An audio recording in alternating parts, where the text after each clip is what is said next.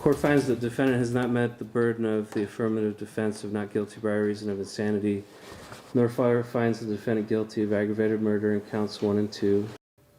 Well, you just heard it right there. A judge just found Kevin Moore, the man charged with murdering his girlfriend's 2 children and injuring a 3rd child, guilty and has been sentenced to life in prison without parole. Michael Sandlin was there when the verdict came in. Mike, this case was pretty unique because there was never any question Moore pulled the trigger. Yeah, that's right, Melissa. Moore admitted to killing 2 of the boys at the burned apartment, so the case hinged on if he was sane when he did it. Moore has severe schizophrenia, and the prosecution and defense argued that if he was mentally fit enough to be responsible for his actions. But now, with the judge's final decision, it finally puts to rest a case that has been lingering since February of 2021. February 5th, 2021, Crystal Phillips returned home to the Burnport Apartments to find an unimaginable scene. 2 doors down, some women were just screaming that the man shot the babies, and I just heard like 10 more shots.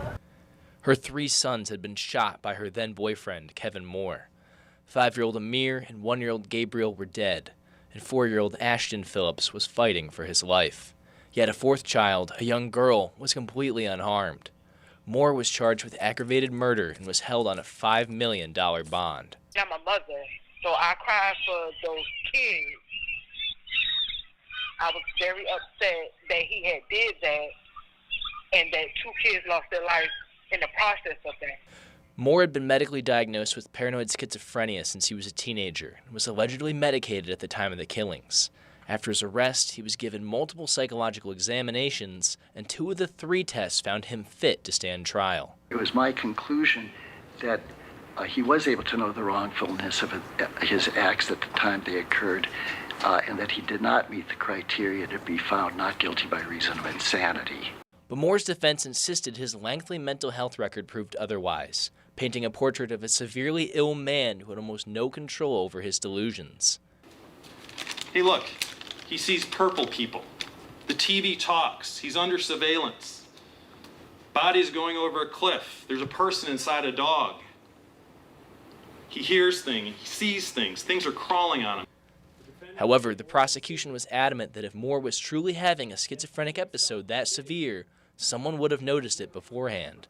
Dr. Sherman went so far to say that it probably would have been noticeable for days and weeks prior to. It doesn't just happen like a light switch. And Judge Mark says his final decision came down to this.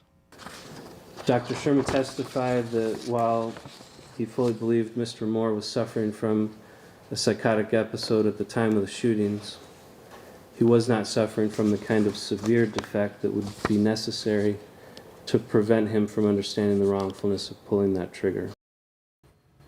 The grandmother of the murdered children shared a statement with the court right before the sentence, saying that while punishing Moore won't bring her grandchildren back, it will be the first step toward healing.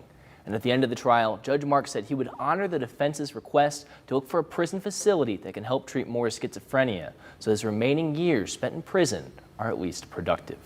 Reporting in studio, I'm Michael Sandlin for WTOL 11.